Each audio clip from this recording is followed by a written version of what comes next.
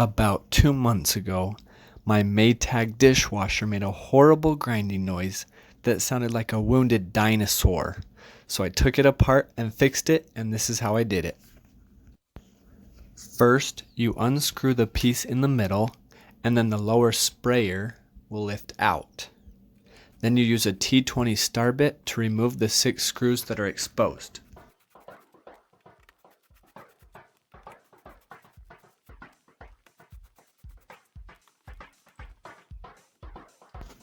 You remove these pieces, and then you will need a 5/16 socket to take 3 more screws out.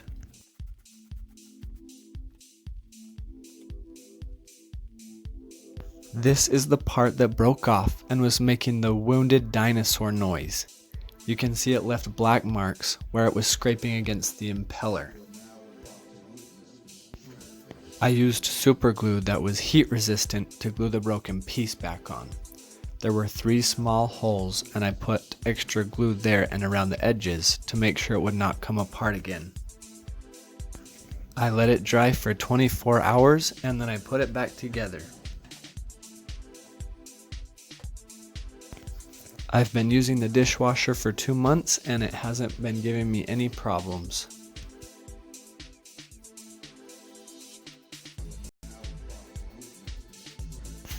Put everything back together the way that you took it apart and make sure that there are no loose pieces and that everything fits smoothly where it needs to go.